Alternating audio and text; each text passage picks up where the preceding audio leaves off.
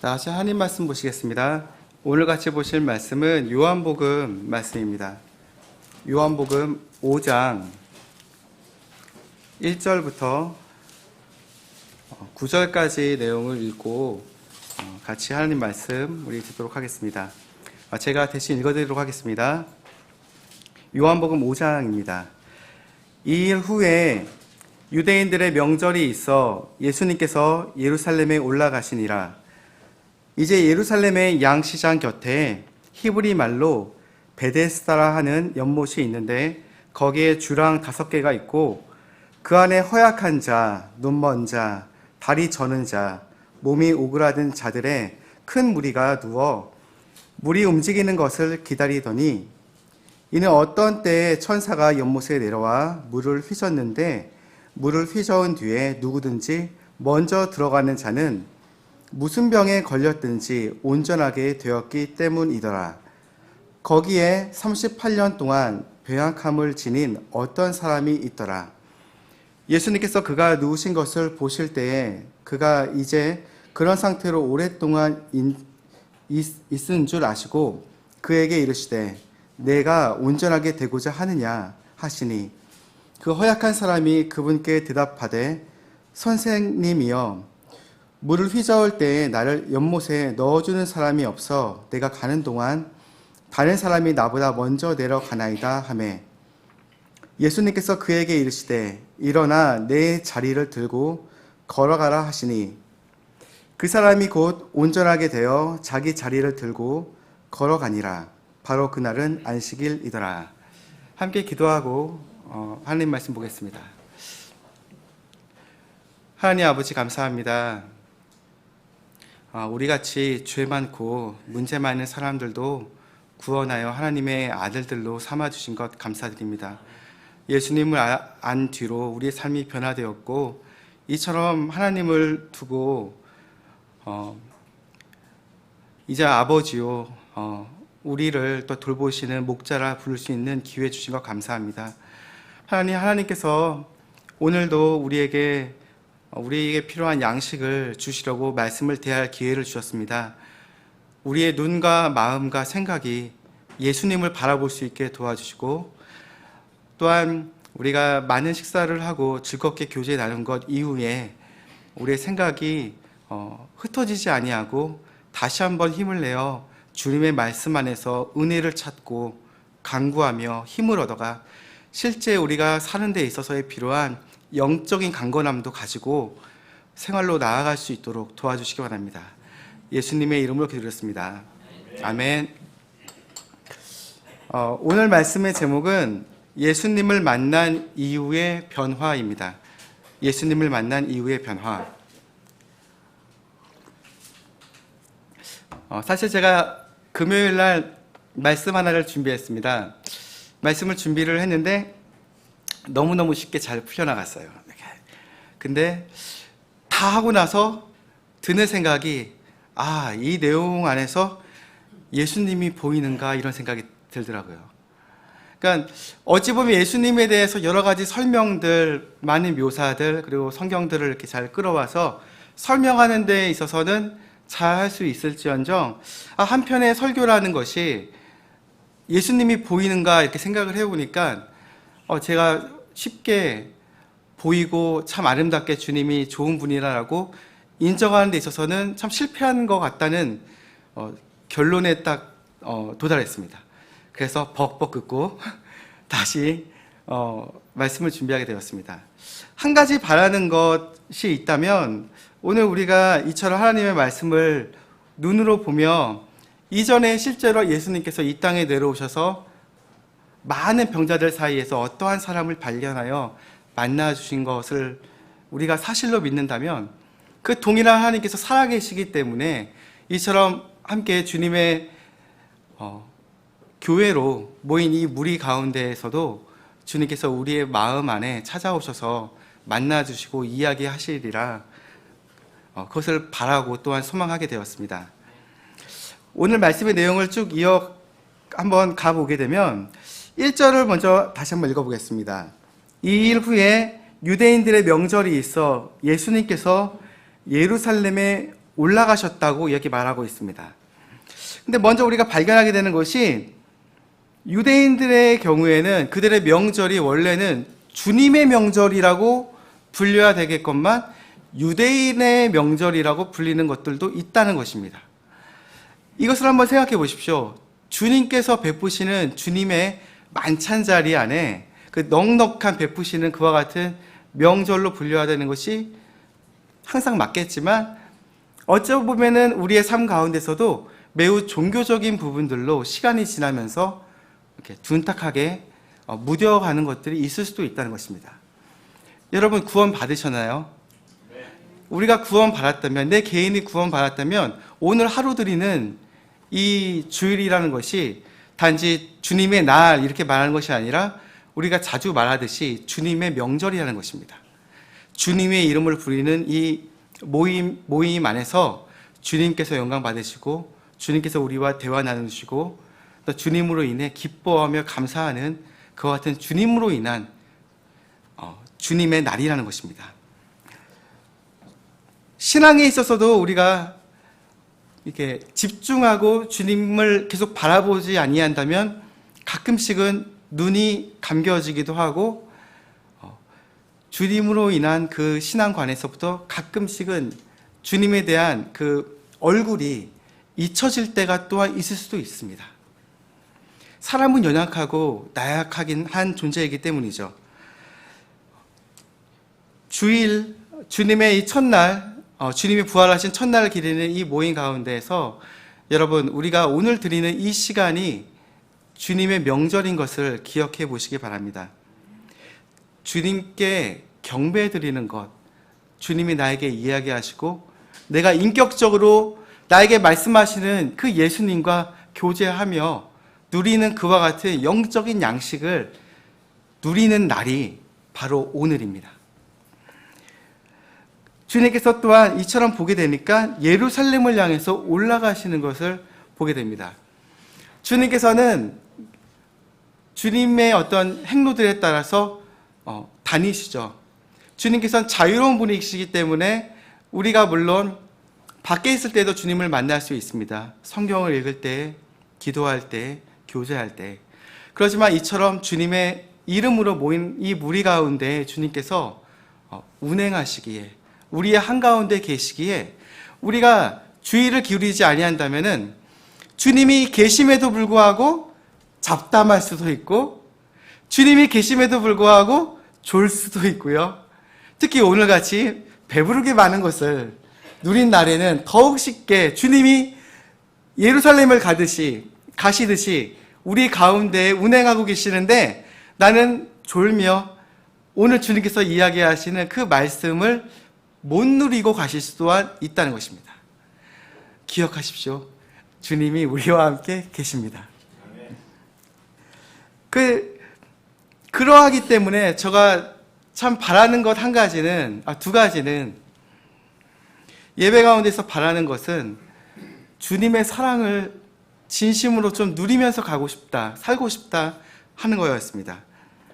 이처럼 누군가 어떠한 사람을 주님께서 만나시고 그 사람의 병약함을 고쳐주시고 실질적인 문제들을 고쳐주시는 것들을 바라보았을 때 그 동일한 하나님을 내가 섬기고 또한 그분께서 나를 사랑하신다고 한다는데 이 세상을 살 때 마치 고아가 사는 것처럼 나는 맨날 힘겹고 어렵고 슬픈 찬송만 들으며 눈물만 짓는 그와 같은 삶만 산다면 어찌 아버지가 있는 자녀라고 말할 수 있겠습니까?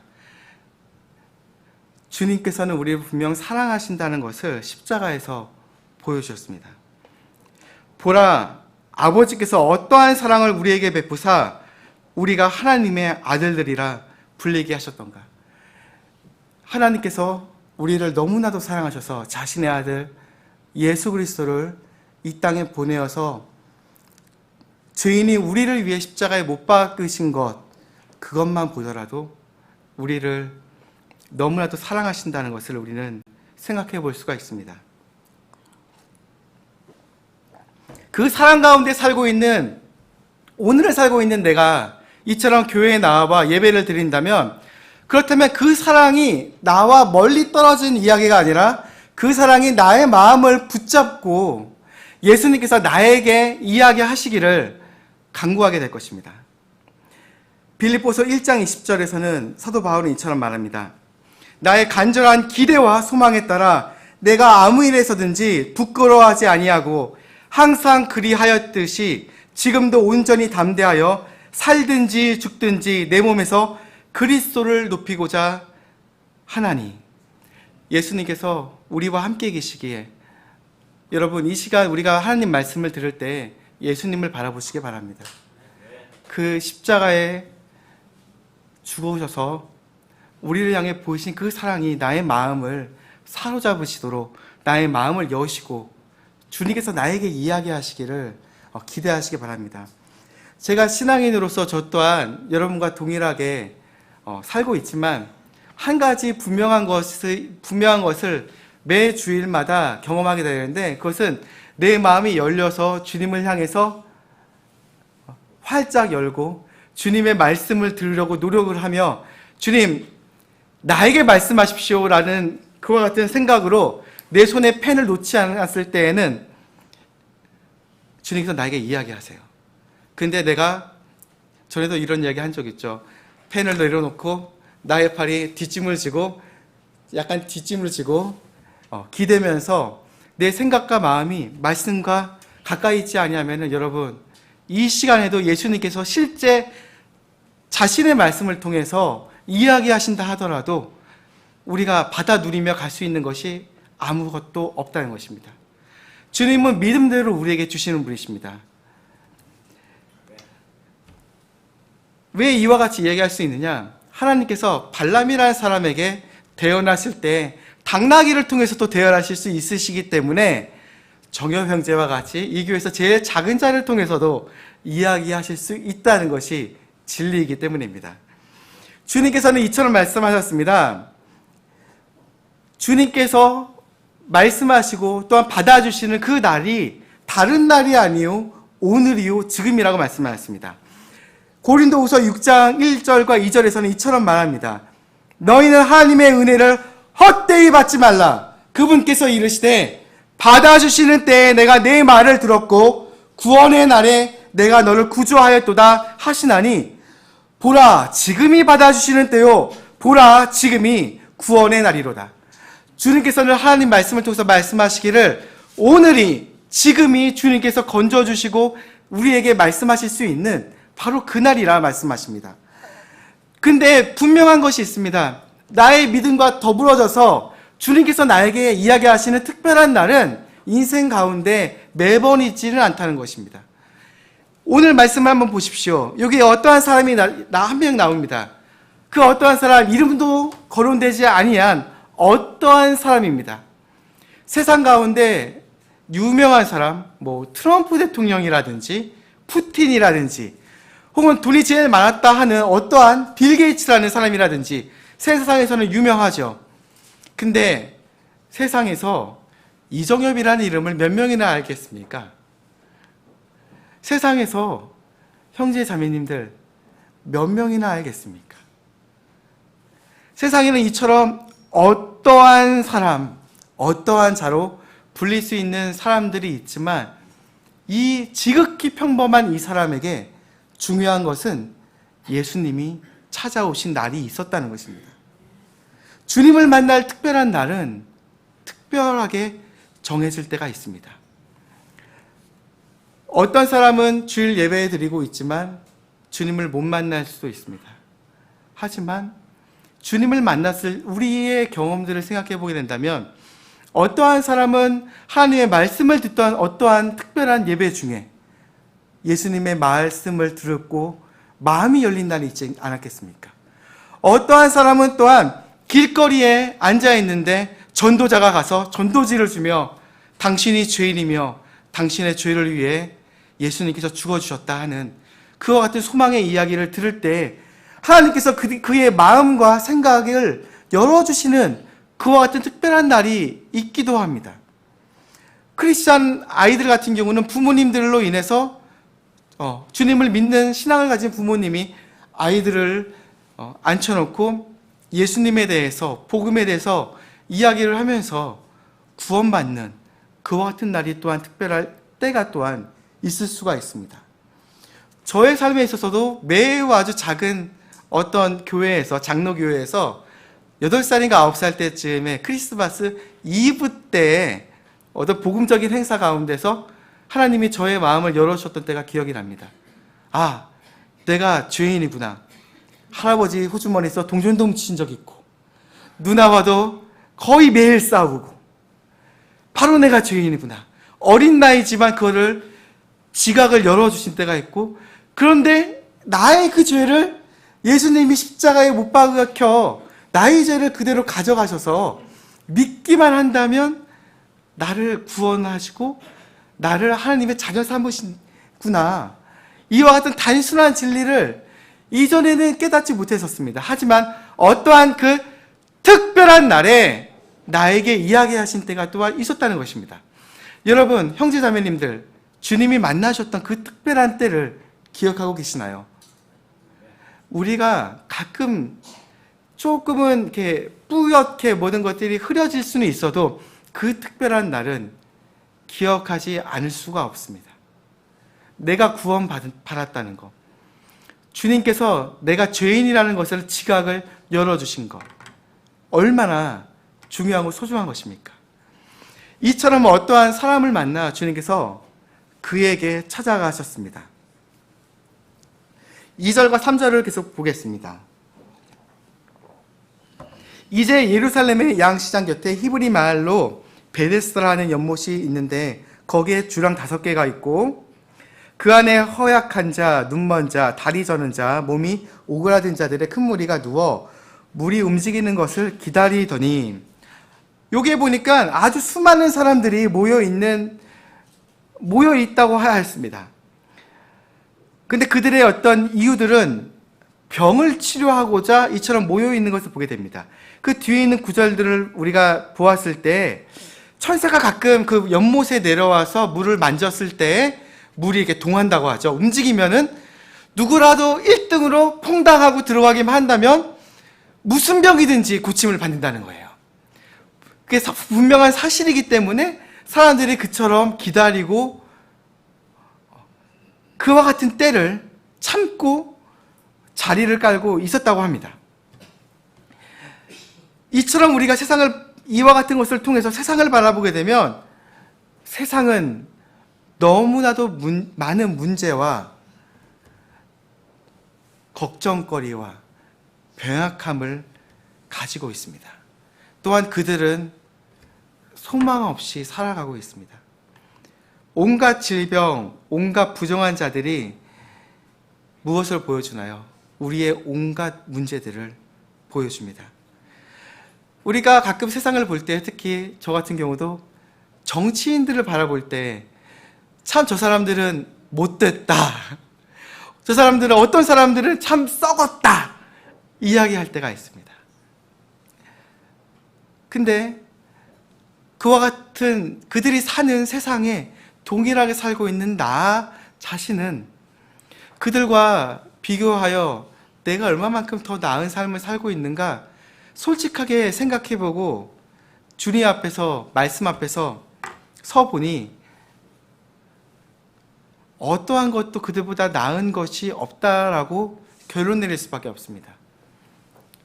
또한 특히 김정은이죠. 김정은 그 북한의 지도자를 볼 때 나와 무엇이 차이가 있을까 한번 생각해 본 적이 있습니다. 근데 한 가지 결론이 나더라고요.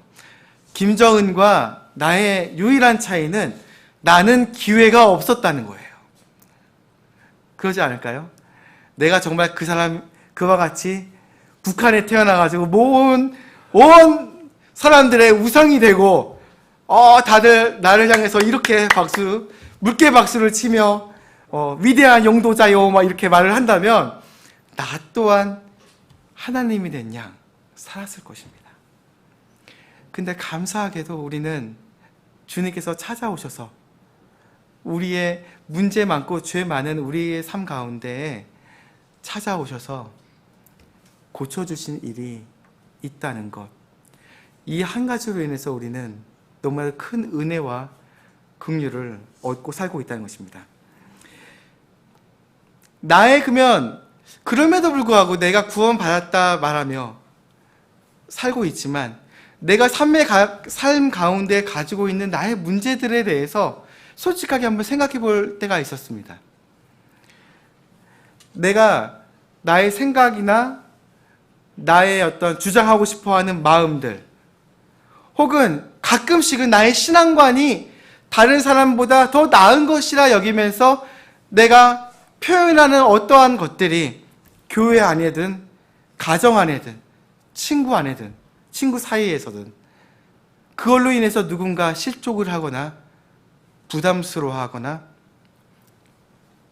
기도하고 있다면 그 문제가 단지 문제라고 말할 것인가? 아닐 것입니다. 성경에는 문제라는 프로블럼이라는 단어가 없습니다. 어떤 성경학자 분이 이렇게 얘기하시더라고요.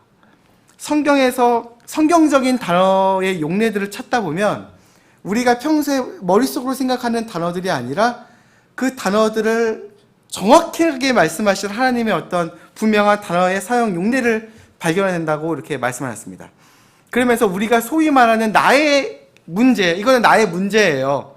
형제 사이의 문제, 가정 안에서의 문제, 나의 성격의 문제, 나의 신앙관의 어떤 문제, 이 문제라는 단어를 대체할 수 있는 가장 성경적인 단어가 있다면 영어로는 abomination, 우리말로 냄새가 나는 혐오거리라는 것입니다.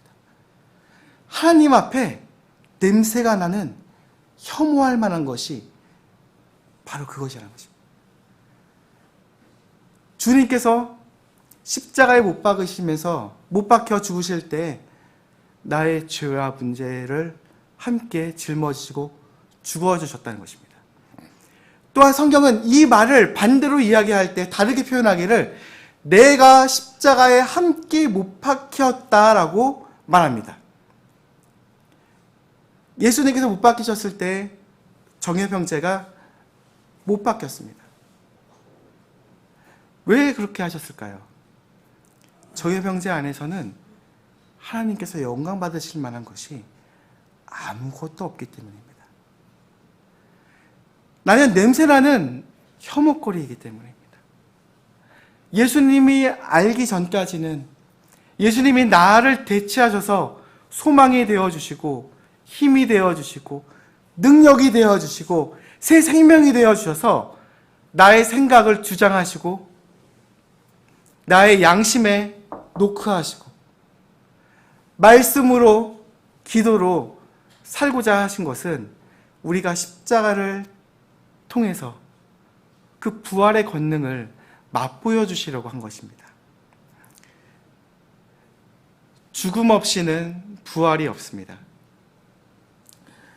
우리가 쉽게 말하는 문제라는 것은 주님 앞에서 어떻게 표현될 것인가 생각해 볼 필요가 있습니다.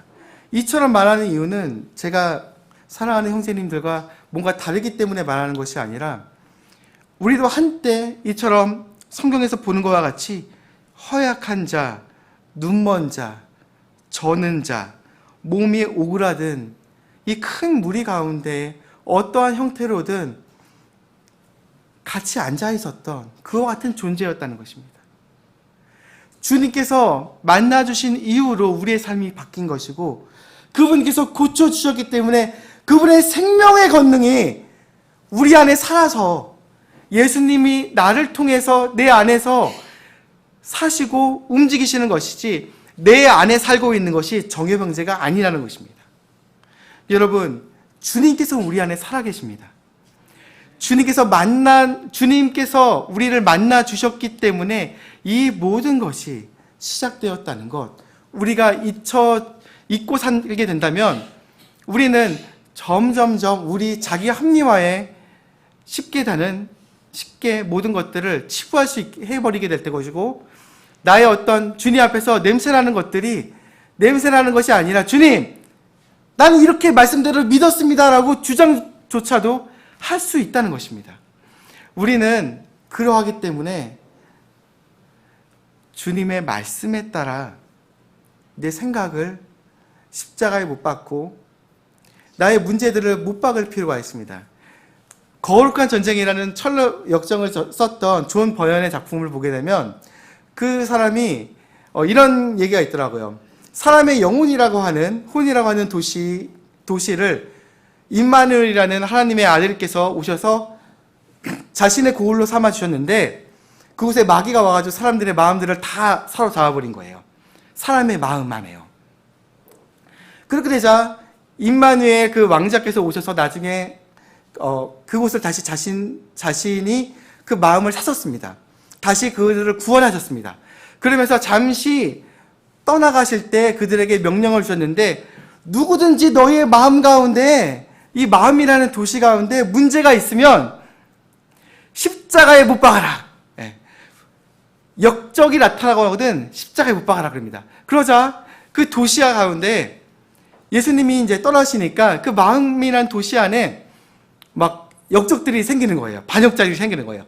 그러자 이전에는 하나님을 대적했던 자의지, 나의 의지라는 사람이 믿음을 발휘해가지고 그를 붙잡아가 십자가에 못 박고 계속 그것들이 막 이렇게 묘사가 됩니다. 계기가 되시면 한번 읽어보시기 바랍니다. 여러분, 우리가 예수님을 믿기 전에는 언제나 주님 앞에서 주님을 대적하는 자였습니다. 하지만 예수님을 믿은 다음에는 우리가 주님을 따르는 사람이고 주님을 사랑하고 주님을 쫓아가고자 우리의 마음 가운데 그러한 믿음이 있을 것입니다. 그럴 때 중요한 것은 나의 생각이나 나를 의지할 것이 아니라 항상 내 생각, 나의 문제, 어떠한 모양이든지 간에 주님과 대적하는 나의 육신에 해당되는 그와 같은 것들이 있다면 바로 그것을 붙잡아서 십자가에 못 박아야 된다는 것입니다. 우리가 이처럼 이야기를 계속 보게 되면 환자들은 한 가지 소망을 사모하게 될 것입니다. 말씀을 보게 되니 여기서 38년 동안 병약한 자가 나았다고 말합니다. 하루 이틀이 아니요 38년 동안 병약함을 지니고 있었던 사람이라면 그가 내가 평생 중에 결국 내가 치료함 받을 수 있을까 하는 것이 그의 최대의 관심사일 것입니다. 시간이 지나면 지날수록 고통이 있을 것이고 초조함이 있을 것이기 때문입니다. 나는 이렇게 살다가 병중에 죽는 것이 아닐까 생각하게 될 것입니다. 우리가 3절부터 그 뒤에 있는 쭉 내용들을 보시게 되면 5절부터 읽어보면 거기에 38년 동안 병약함을 지닌 어떤 사람이 있더라. 예수님께서 그가 누우신 것을 보실 때에 그가 이제 그런 상태로 오랫동안 있은 줄 아시고 그에게 이르시되 내가 온전하게 되고자 하느냐 하시니.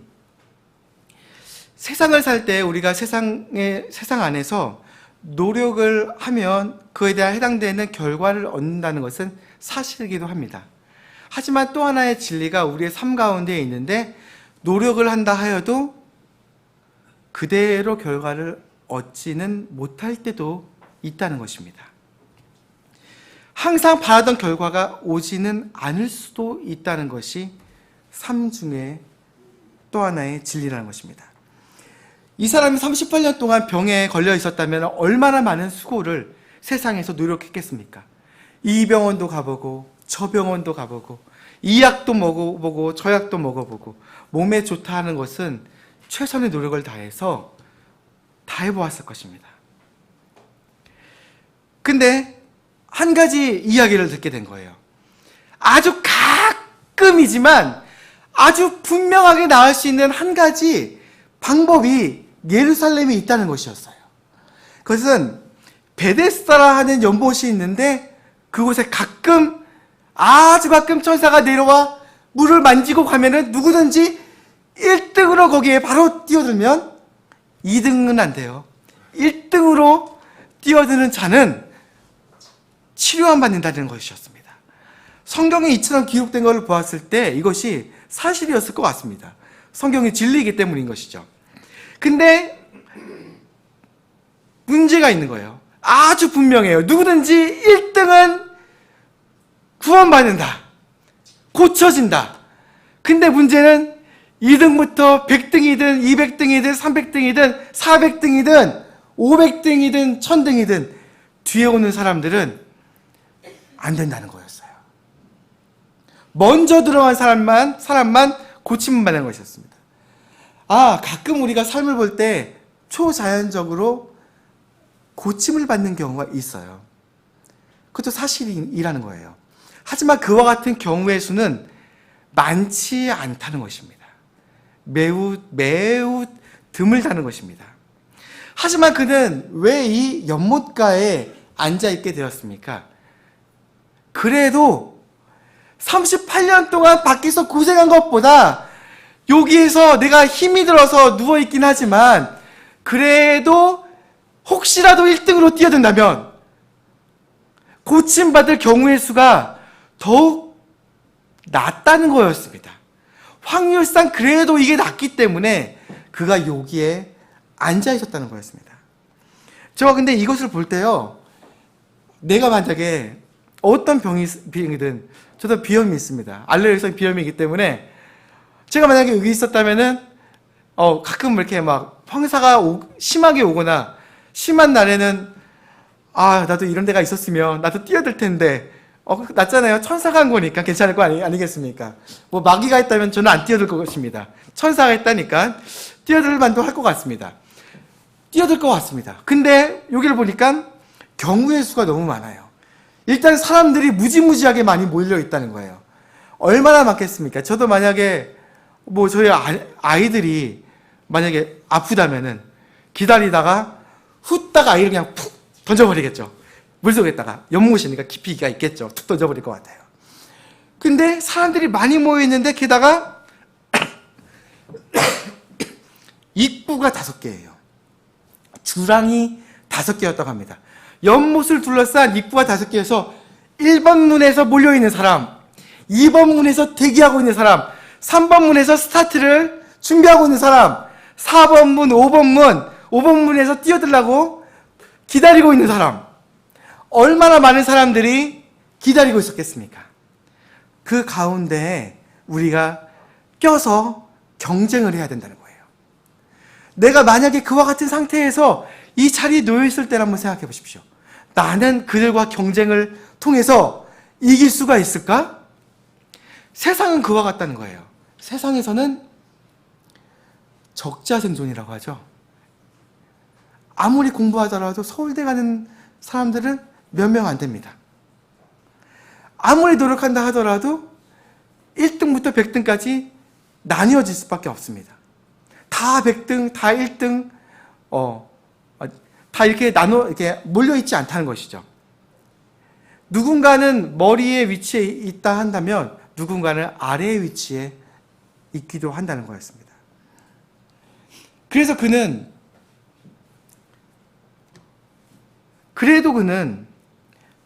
누워 있었습니다. 기다리고 있었습니다. 혹시라도 누군가가 좋은 사람이 있다면 나를 이 물속에 던져줄 수 있지 않을까?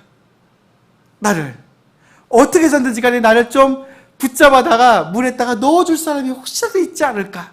그는 바라면서 자리를 깔고 누워 있었다는 거였습니다. 경우의 수로서 그래도 이게 세상에서 38년 동안 고생한 것보다 이게 그래도 낫다고 여겼기 때문입니다. 근데 여러분, 더욱더 어려운 경우의 수이지만 더욱더 확실하게 고침을 받을 수 있는 수가 있습니다. 바로 오늘의 경우처럼 예수님을 만나는 것입니다. 예수님을 만날 때 오늘 한번 생각해 보십시오. 60몇 억의 인구가 이 땅에 있다고 합니다. 이 가운데 오늘 주님께 진심으로 구원받은 자로서 예배를 드리는 사람이 몇이나 있겠습니까? 우리가 하루 어떠한 사랑을 받고 사는지 우리는 생각해 볼 수가 있습니다. 게다가 어느 날 주님께서 나의 마음과 생각을 여셔서 우리의 삶 가운데 찾아오셔서 예수님을 알려주시고 내가 죄인이었다는 거, 내가 문제가 있는 하나님 앞에서 고침받아야 될 죄인이라는 사실을 알려주셨을 때 바로 그때를 한번 기억해 보시기 바랍니다. 예수님께서 나의 죄의 문제에서 나를 고쳐주셨던 바로 그때. 얼마나 이것이 기적이며 놀라운 것입니까? 구원받은 사람들은 우리는 잘 알고 있습니다. 내가 예수님을 만난 이후로 고침받았다는 사실을요. 그렇다면 우리는 이와 같은 말씀을 통해서 한번 생각해 볼 필요가 있습니다. 예수님께서 왜 어떠한 이와 같은 한 사람을 가볍게 보지 아니하시고 그의 삶 가운데 찾아와 그를 발견하시고 만나시고 고쳐주셨던가? 하나님께서 왜 나와 같은 죄인을 구원하시려고 십자가에 자신의 아들을 못 박으셨던가? 하나님께서 왜 나를 사랑하셨는가? 하나님께서 세상을 이처럼 사랑하사 자신의 독생자를 주셨으니 이것은 누구든지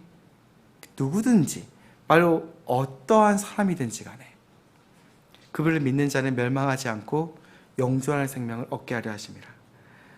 하나님께서 왜 나를 사랑하셨는가? 우리가 지난주 성경 공부에서도 한번 배웠던 이사야서 53장은 이처럼 자세히 설명합니다. 참으로 그는 우리의 고통을 짊어지고, 4절부터 잠깐 읽어보면, 우리의 슬픔을 담당하였거늘 우리는 그가 매를 맞고 하나님께 맞아 고난을 당한다 생각하였노라.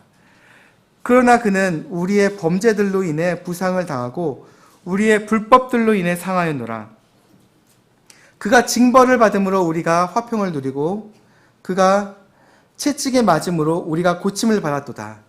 우리는 다 양 같아서 길을 잃고 각각 자기 길로 갔거늘 주께서는 우리 모두의 불법을 그에게 담당시키셨도다.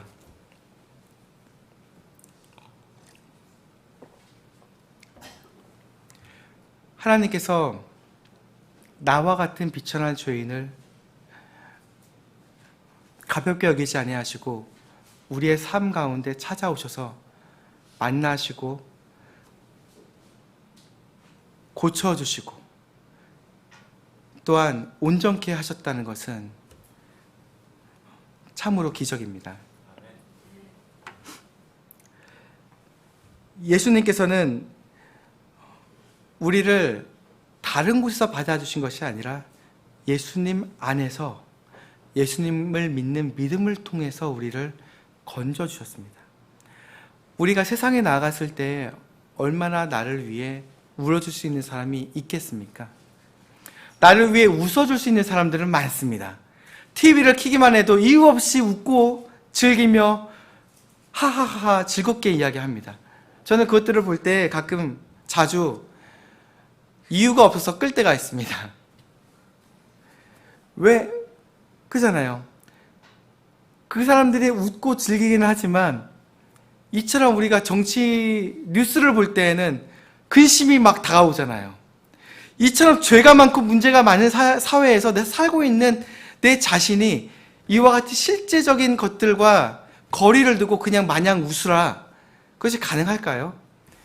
삐에로나 그것이 가능할 것 같습니다. 교회는 그런 곳입니다. 그렇기 때문에 교회는 사람들보다, 다른 세상에 있는 사람들보다 더 그들에게 즐거움을 주기 위한 자리가 아니라 그들을 위해 울어주는, 참으로 울어줄 수 있는 그런 자리라 믿습니다. 저도 이런 생각해요. 정말 세상에서는 나를 위해 웃어줄 수 있는 사람들이 있겠지만 울어줄 수 있는 사람들은 없지만 제가 분명히 믿기에는 우리 교회 성도님들이 나를 위해 기도해주고 있다는 것은 분명히 믿고 있습니다. 저 또한 형제 자매님들을 위해 기도를 하고 있습니다.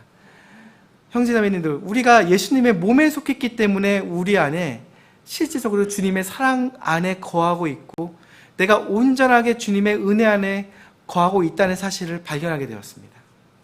이 모든 변화는 다 우리가 예수님을 만난 다음에 시작되었습니다. 세상에서 죄인이 어디에서 소망을 얻겠습니까? 주님 안에서만 소망을 얻을 수 있습니다. 병자가 소망을 얻을 수 있는 유일한 한 가지 이유는 그의 병이 고침을 받을 때일 것입니다.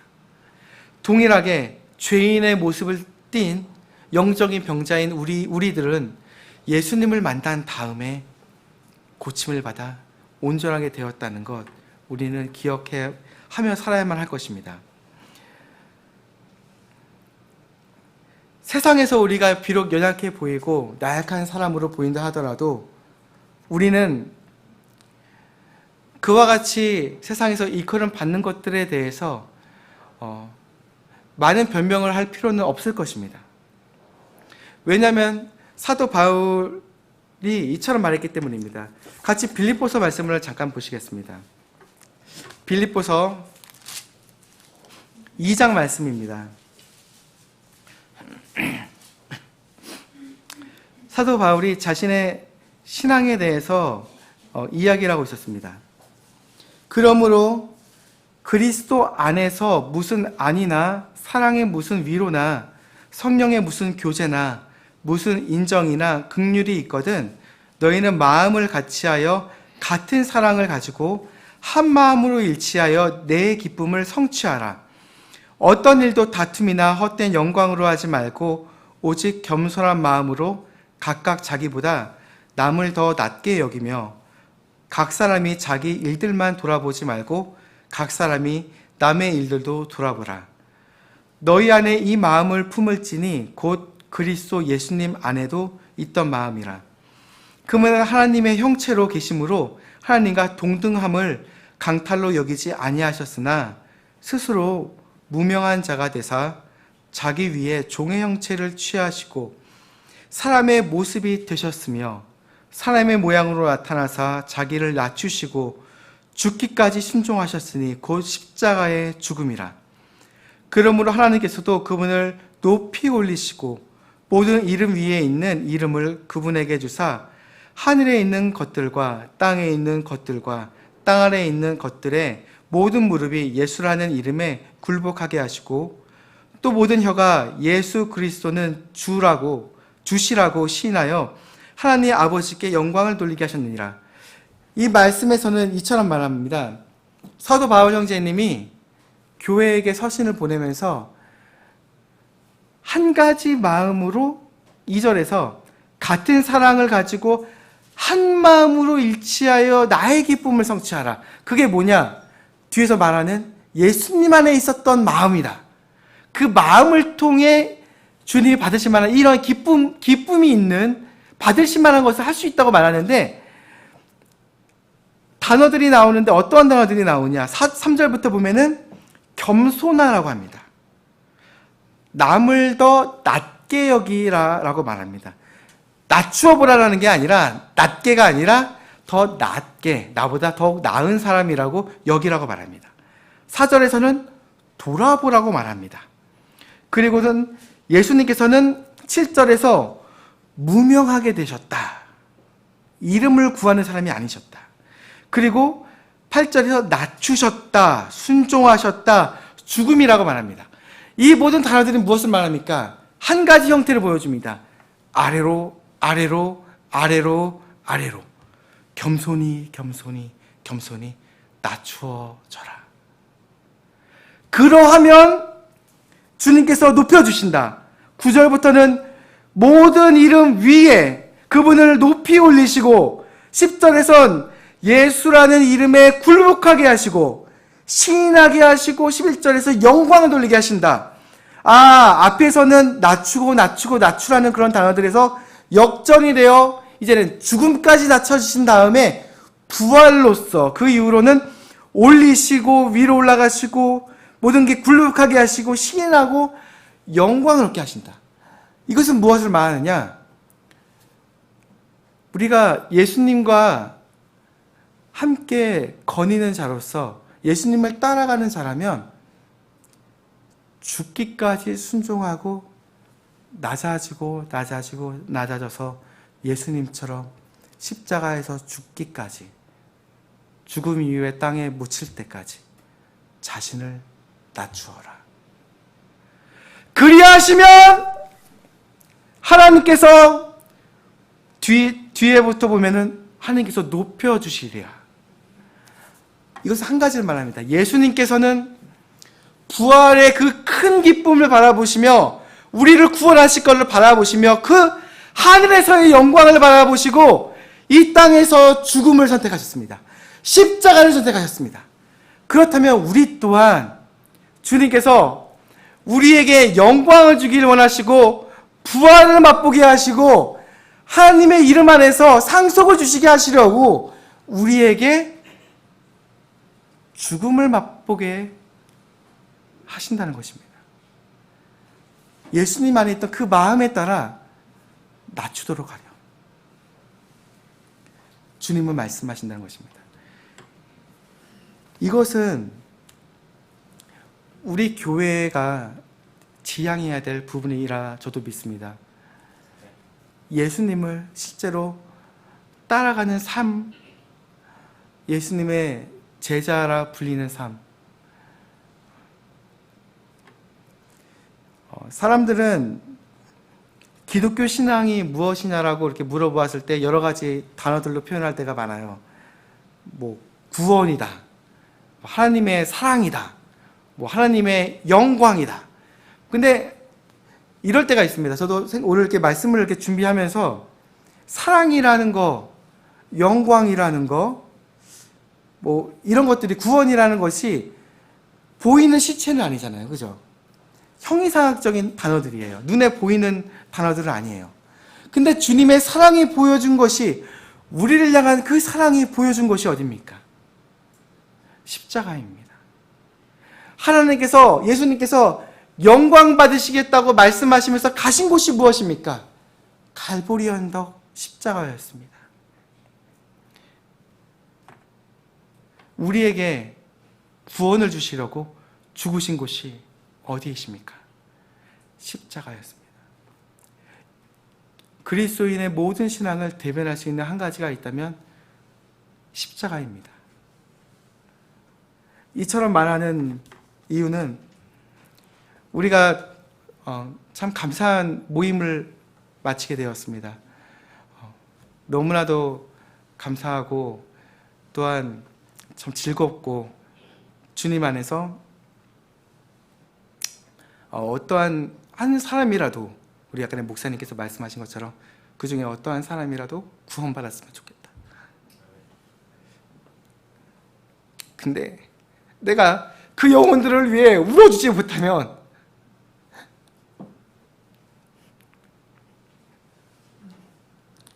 내가 주님의 영광에 대해, 구원에 대해 말하고는 있지만 형제사랑을 진정 원하여 형제를 위해 주어주지 못한다면, 그 영혼들을 품지 못한다면 어찌 주님께서 우리에게 영혼들을 더 맡기시겠습니까? 우리는 십자가로 돌아가야만 합니다. 십자가만이 주님께서 영광 받으신 곳이고, 십자가만이 우리의 삶을 통하여 예수님께서 영광 받으시는 자리입니다. 정의 명제가 먼저 십자가에 못 박혀야만 하며, 내 생각과 마음과 소위 말하는 나의 신앙관조차도 내 머릿속으로 관념적으로 생각하는 것이요, 예수님을 위해 희생하는 것이 아니라면, 형제를 위해 죽어주는 것이 아니라면 그것은 십자가에 못 박혀 검증되어야만 합니다.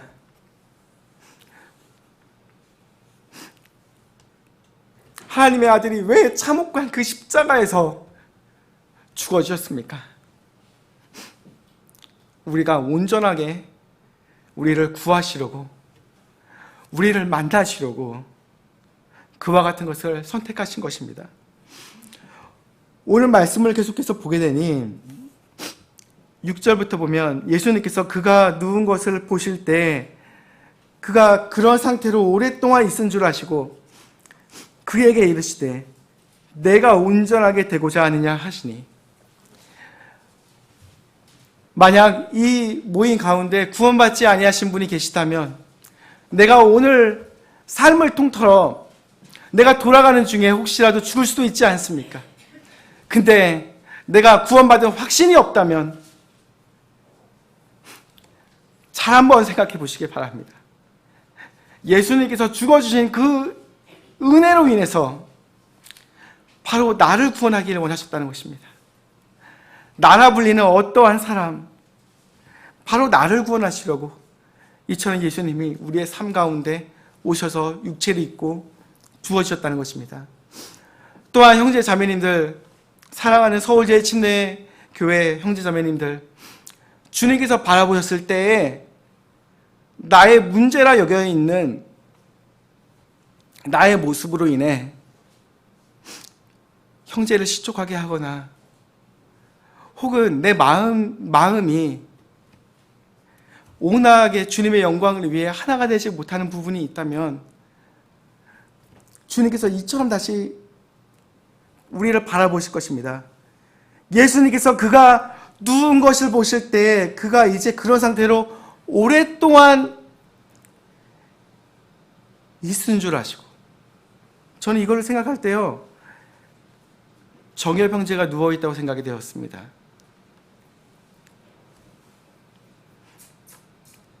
내가 예수님을 믿은 지가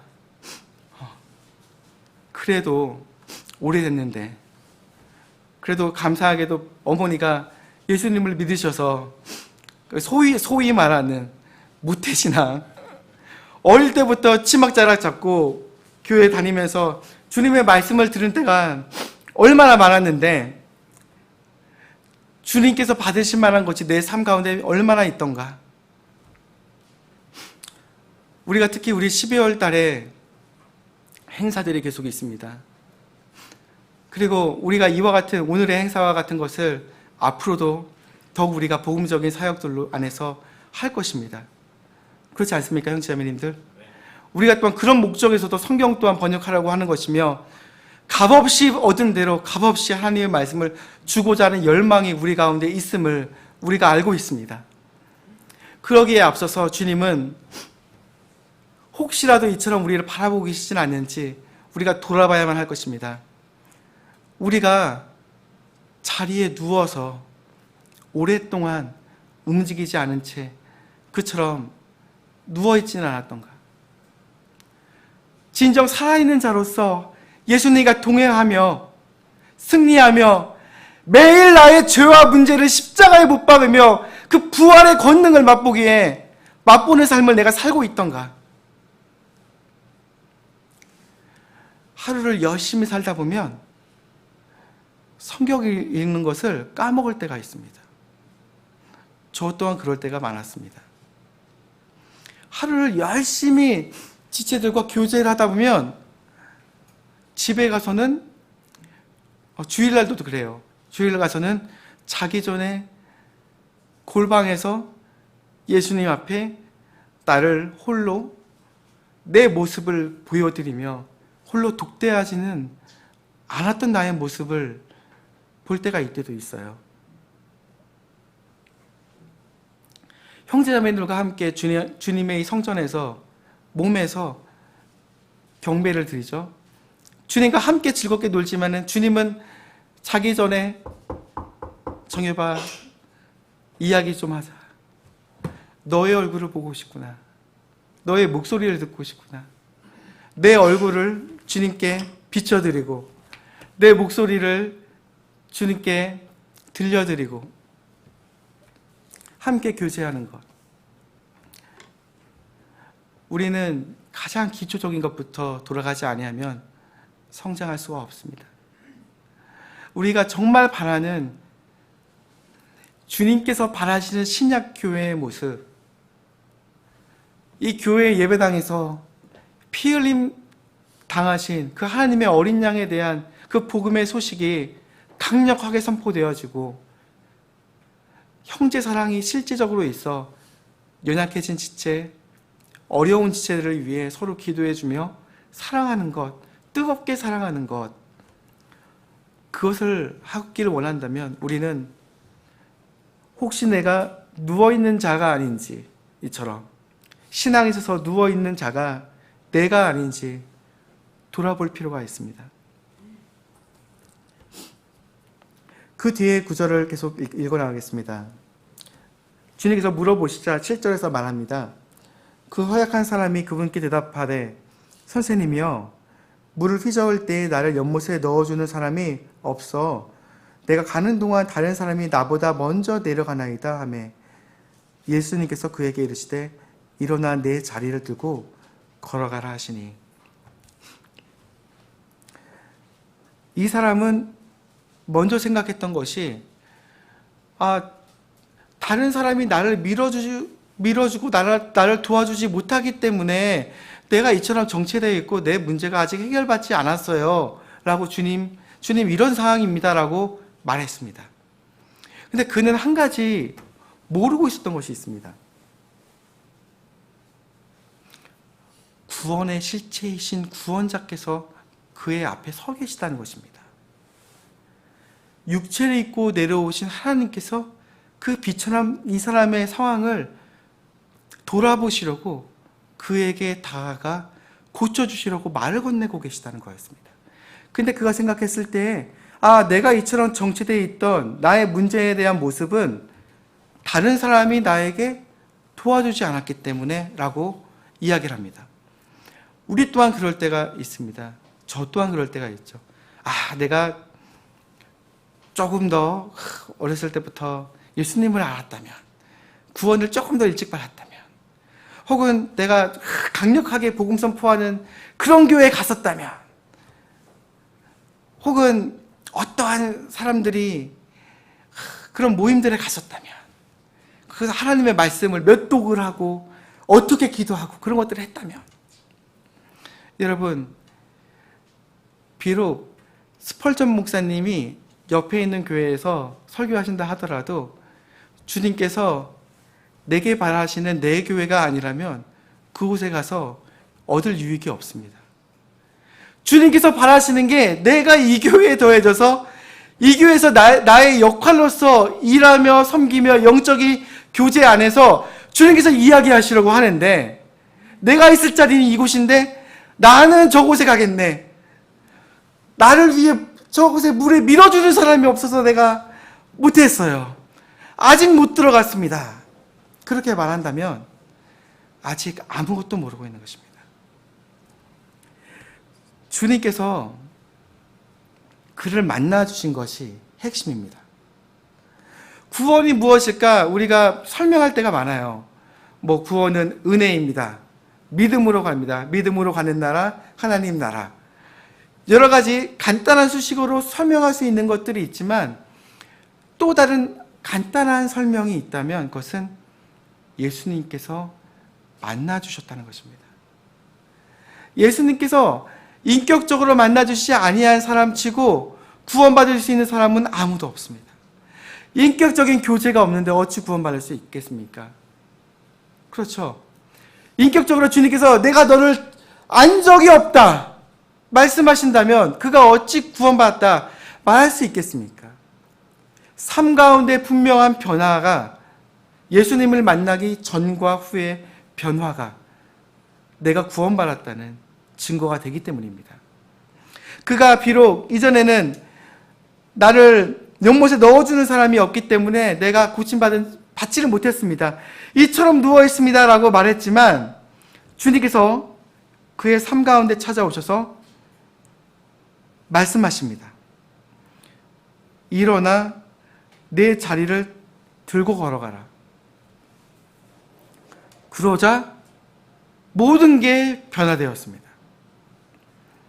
어찌 보면 구원은 이런 것입니다. 내가 얼마만큼 믿음을 더해져서 얼마만큼 이해를 할 수 있는가에 따라 구원을 받을 수 있느냐 아니냐 이런 게 아닙니다. 어린이조차도 예수님을 만나면 구원받을 수 있어요. 분명한 변화가 예수님을 만난 다음에 자리를 들고 걸어가렴. 이제 끝났다 너의 문제는. 예수님을 만나자 그는 모든 이 병에 대한 문제에서 해결을 받았게 되었습니다.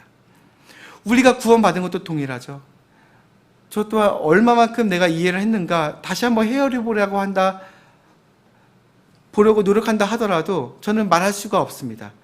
지금조차도 말이 버벅거리고 있는데 얼마나 구원이라는 것을 설명하기가 어렵습니까? 내가 구원받았다는 것 자체가 가장 놀라운 기적이기 때문입니다.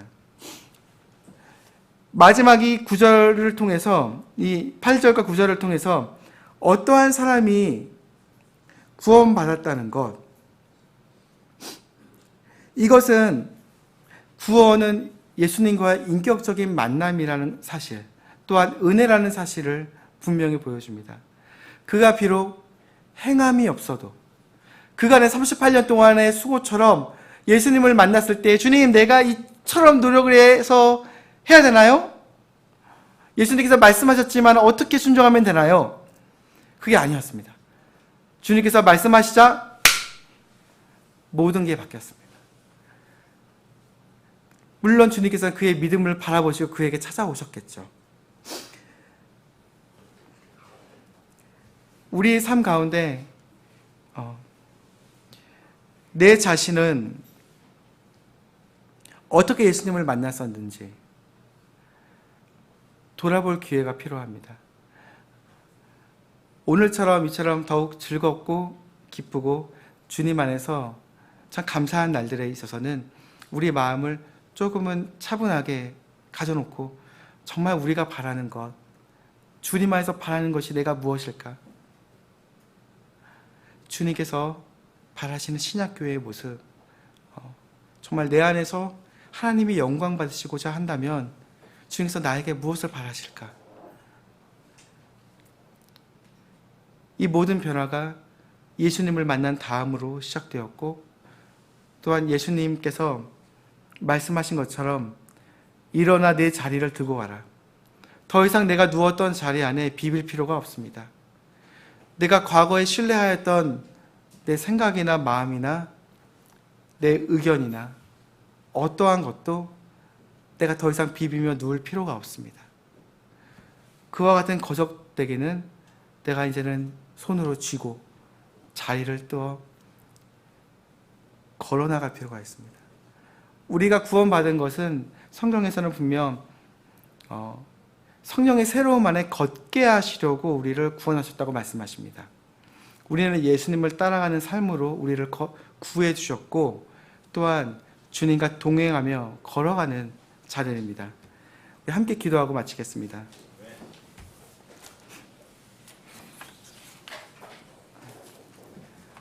사랑하는 예수님, 주님, 우리와 같은 사람들도 만나주셔서 구원하여 주신 것 감사드립니다.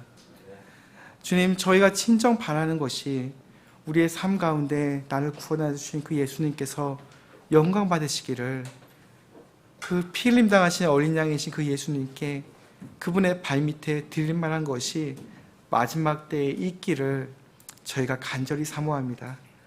주님, 오늘같이 행사들을 했을 때 참 오늘 말씀 들은 그 영혼들이 그 가운데 한 명이라도 정말 구원받는 일이 있기를 저희가 사모합니다.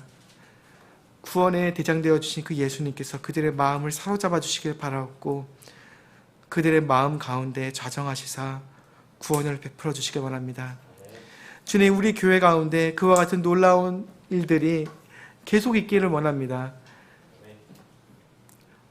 저의 아버지도 구원받길 원하고 저희 누나들도 구원받길 원하고, 참으로 우리 사랑하는 형제 자매님들의 자녀들과 가족들이 또한 구원받기를 원합니다. 주님, 그와 같은 것을 위해 우리가 하나님의 미랄이 되어 주님을 쫓아가는 데 있어서 이전에 여전히 예수님을 만난 이후에도 계속 누워있던 병약한 사람과 같이 나약한 모습으로 누워 있었다면 이제는 주님의 말씀에 따라 순종하여 일어서서 자리를 들고 일어나 이제는 주님을 순종하며 따라갈 수 있는 그와 같은 믿음을 우리에게 허락하여 주시길 바랍니다. 주님 우리에게 은혜와 긍휼을 더욱 베풀어 주시길 바랍니다. 예수님의 이름으로 기도했습니다. 네, 마치겠습니다.